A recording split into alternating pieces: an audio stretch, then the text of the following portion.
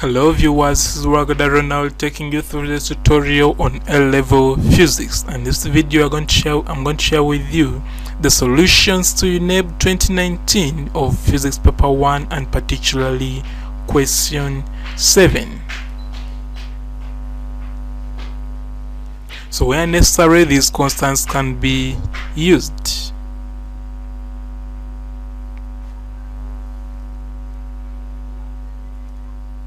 So this is the very question I left in the previous video, so I believe by now you have already tried them out and ready to check your progress.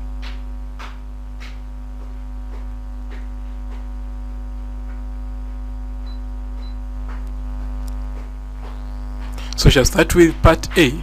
Part A says, define the following: Roman 1 thermal conductivity and Roman 2 specific latent heat or vaporization. So we shall start with Roman 1 of thermal conductivity. So thermal conductivity is of a material is the rate of heat flow perpendicular to the opposite faces of a 1 meter tube of a material when the temperature difference across the faces is 1 Kelvin.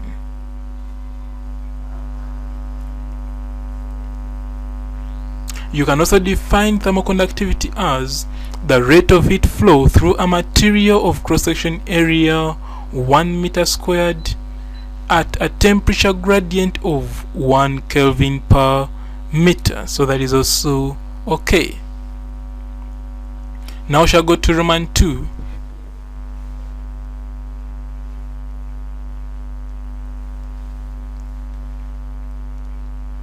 So Roman 2 shall say that specific latent heat of vaporization is the quantity of heat required to change a 1 kilogram mass of a substance from liquid state to gaseous state without change in temperature.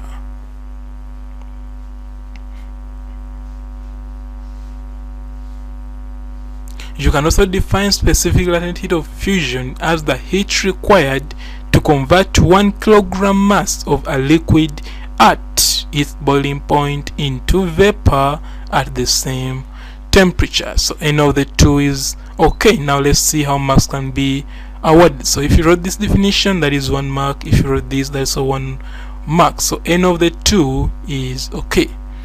On this hand, if you wrote this definition, that's 1 mark. Or if you wrote this, that's also 1 mark. So any of the two is okay. So now shall go to part B. Part B says a boiler with a base made of steel 15 centimeters thick rests on a hot stove. The area of the bottom of the boiler is 1.5 x -3 centimeters cubed. Centimeters squared. The water inside the boiler is at 100 degrees Celsius.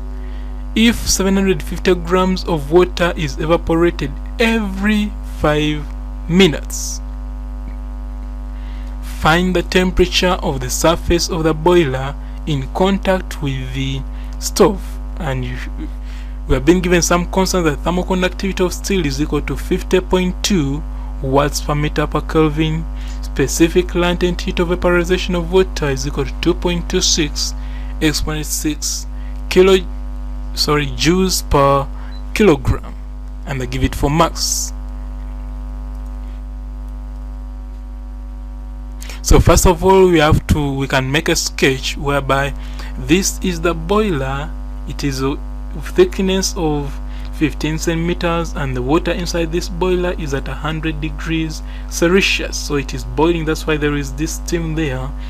But there is also a source of heat which is heating this boiler, at the bottom of this boiler it is at a certain temperature, but we don't know it, and I believe that is what they want us to get. According to this question, they said find the temperature of the surface of the boiler in contact with the stove. So they want you to get this temperature in contact with this source of heat, which is the stove in this case.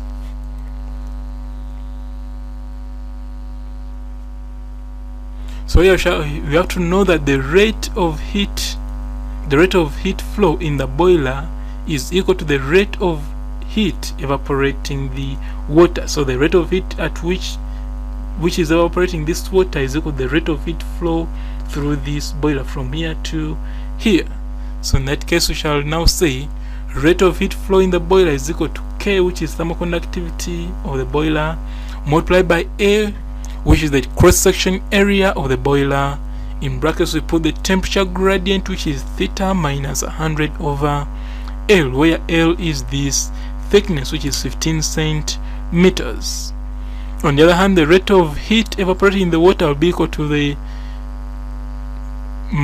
rate at which the water is evaporating, which is mass over change in mass over change time taken, multiplied by the latent heat of vaporization. So now next we shall substitute.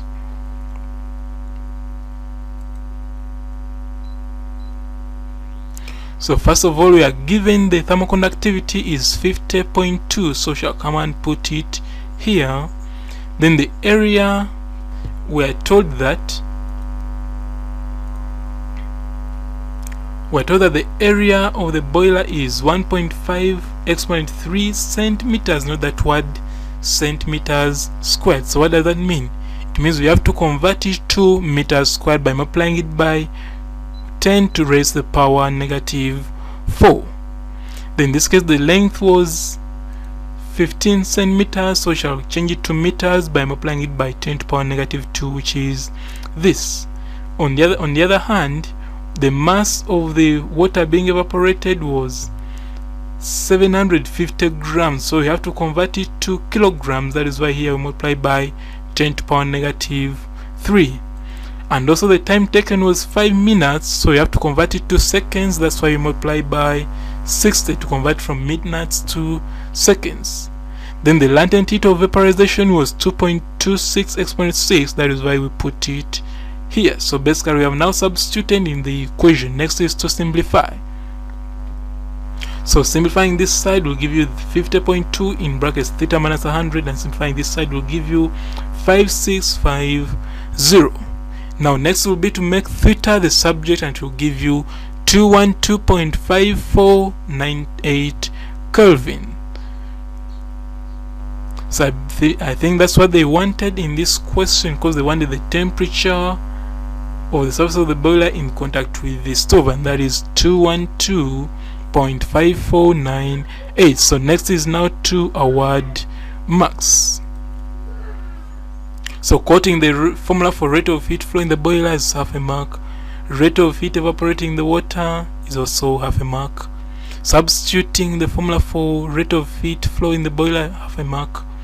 And also substituting in this one, half a mark. The next is to make theta the subject. So half a mark for the correct magnitude, half a mark for the correct SI unit. So when you do that, you earn yourself the 4 marks. So now we shall go to part C. Part C says hot water in a metal tank is kept constant at 65 degrees Celsius by an immersion heater in the water.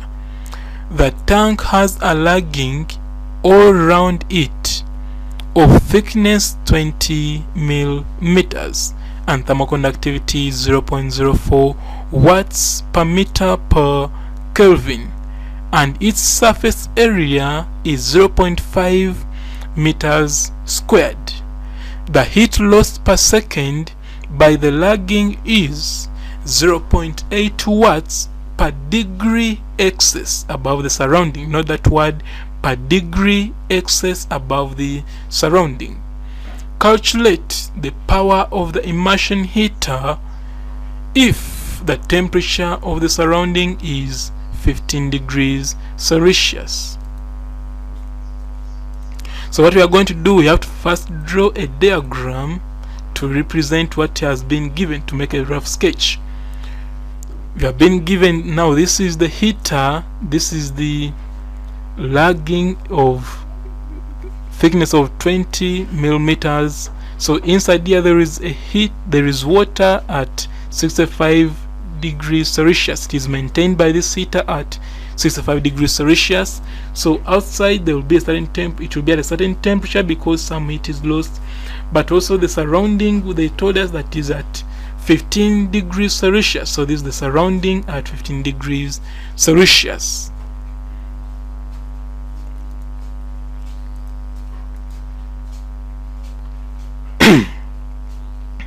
So they want us to calculate the power of the immersion heater if the temperature of the surrounding is 15 degrees Celsius.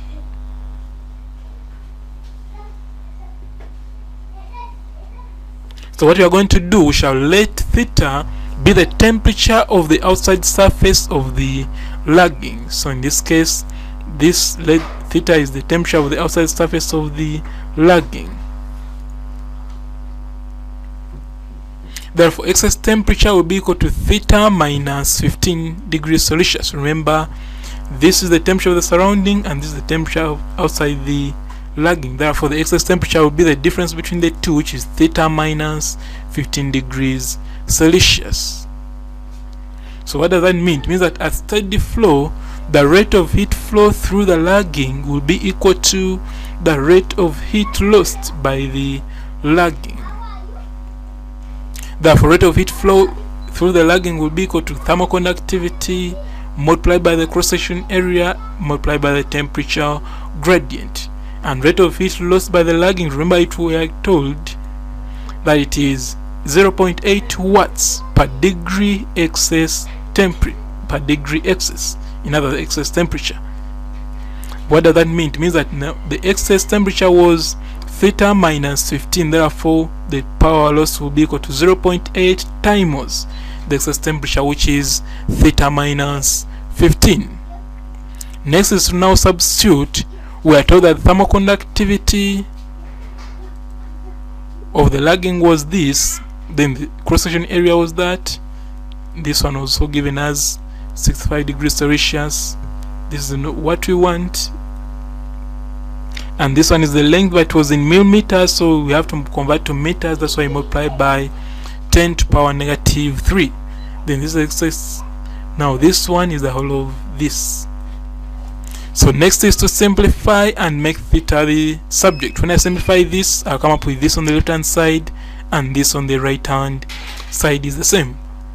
And next, my aim is to make theta the subject, and when I make it the subject, I'll come up with theta being equal to 42.7778 Kelvin. But we have to continue and get the power of the heater, because in the question they wanted us to calculate the power of the immersion heater. So we know that the power is equal to, from here we know that power will be equal to 0.8 theta minus 15, but theta has been got as 42.7778. Therefore, when I substitute and I simplify, I'll come up with my power as 22.22224 watts. So basically that's what they wanted. Now let's see how marks can be awarded.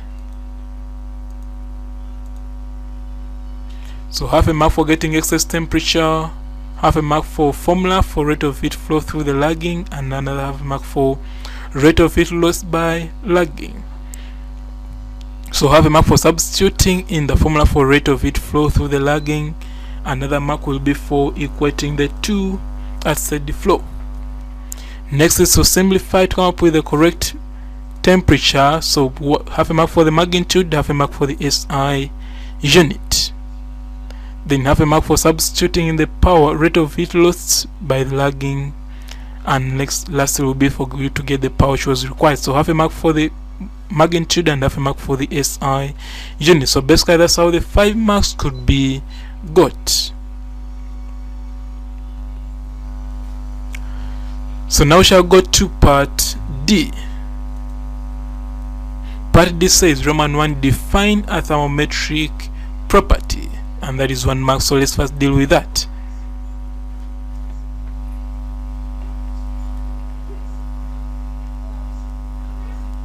So we shall say that a thermometric property is the physical property of a substance whose value varies linearly, or you can say uniformly, and continuously with temperature. So note this word continuously has to be there.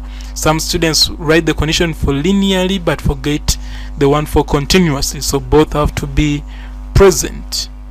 So now we shall go to Roman 2. Roman 2 says, describe how a liquid and gas thermometer can be used to measure temperature in degrees Celsius.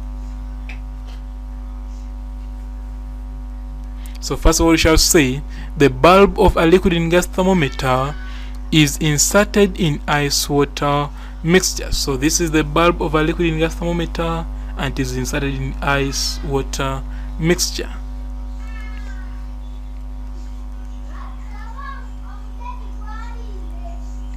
So after some time, the length L0 of the mercury column is read and recorded. So after some time, you read off this length L0 of the mercury column and you record it.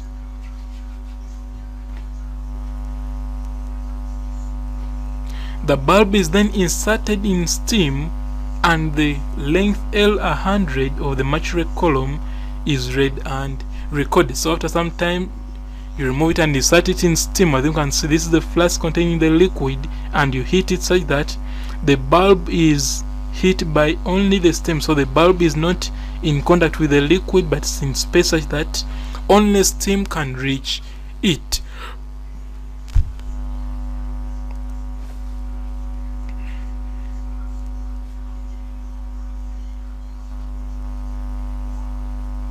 After that, we shall say that the bulb is now inserted in an enclosure of unknown temperature theta, and the length L theta of the mercury column is read and recorded. So after that, you get this liquid and gas thermometer and you place in an enclosure of unknown temperature, in others whose temperature is required. So the length L theta is also read and recorded. So after that, we shall say that the unknown temperature theta is thus calculated from the formula theta equal to L theta minus L0, everything divided by L100 minus L0. After that, you multiply everything by 100 degrees Celsius. So basically that's what they wanted, and now let's see how marks can be awarded. So correct definition, you get yourself 1 mark. Then here, inserting the bulb in ice water mixture, half a mark. Reading of the length is also half a mark. Inserting it in steam, half a mark. Reading of the length is half a mark. Inserting in the enclosure of an unknown temperature, half a mark. Reading of the length is another half a mark. And quoting the formula from which the temperature can be calculated, that's also another full mark. So basically that's what they wanted, and that's how you could get the full marks. Now shall go to part D, Roman 3. Roman 3 says, a thermometer is constructed with a liquid which expands according to the relation Vt equal to V0 in brackets 1 plus alpha t plus beta t squared, where Vt is the volume at T degrees Celsius and V0 is the volume at 0 degrees Celsius on the scale of the gas thermometer, and alpha and beta are constants. Now, given that alpha is equal to 1000 beta, what will be the liquid thermometer read? What will the liquid thermometer read when the gas thermometer reads 50 degrees Celsius? And they give it 4 marks. So first of all, we know that Vt is equal to that, and we know that alpha is equal to 1000 beta. So let's start with that. So this is what we already know. Therefore, at steam point, T will be at 100 degrees Celsius. So when I substitute for T here and I substitute for alpha here, I'll come up with V100 being equal to V0 in brackets 1 plus 110,000 beta. Do the same for 50 degrees Celsius, where there is T, put there 50, and where there is alpha, put there 1000 beta to come up with V0 in brackets 1 plus 500 beta. Out that we shall now quote the formula that theta will be equal to V50 minus V0 over V100 minus V0 multiplied by 100. Next I'll now substitute. So when I substitute, my V100 is this, so come and put it here, and also V50 is this, come and put it here. Next I think you realize that V0 here is a common factor in both terms, also here is a common factor in both terms, so what we do, we pull it out to come up with that. And after that we can now simplify, because this one and this one cancels, and also this one and this one cancels, then also this V0 and this V0 cancels, so you remain with this and this, which is that. I think at this step you realize that this one also cancels and you remain with that, so that when you use a calculator you come up with your theta as 47.7273 degrees Celsius. So basically that's what they wanted, and let's see how much can be awarded. Half a mark for simplifying V100, half a mark for simplifying V50, full mark for quoting the formula for theta, and half a mark for substituting in the numerator, half a mark for substituting in the denominator. Full mark whereby half a mark is for correct magnitude and half a mark for the correct SI unit. So basically that's how the 4 marks could come about. So I believe you have marked yourself and checked your progress. So what I'm going to do, I'm going to leave you with another one question for you to try out.